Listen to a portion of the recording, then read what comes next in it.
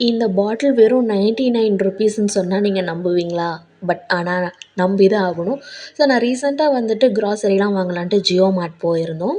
So அப்ப தான் வந்து பார்த்தீங்கன்னாக்கா, இந்த செட் வந்து வச்சிருந்தாங்க. ஸோ நான் பார்த்தேன்.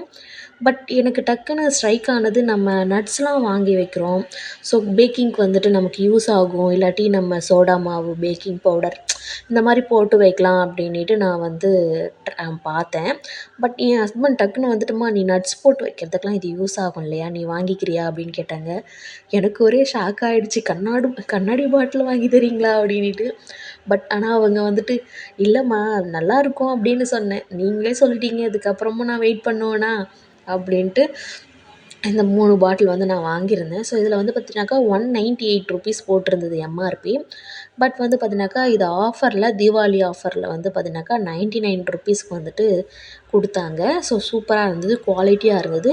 பெரிய சைஸும் இருந்தது. அது வந்து பார்த்தீங்கன்னாக்கா, 129 ருப்பீஸ் 500 எம்எல் வந்துட்டு பாட்டில். 2 பாட்டில் வந்து பார்த்தீங்கன்னாக்கா, 128 ருப்பீஸ்.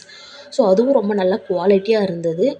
நான் வந்துட்டு சரி ஓகே சின்னதா இருக்கட்டும். நம்ம எப்படியும் நட்ஸ்லாம் நான் வந்து பார்த்தீங்கன்னாக்கா, 100 எம்எல்ஸ் 100 கிராம்ஸ் தான் வாங்குவேன் நானு.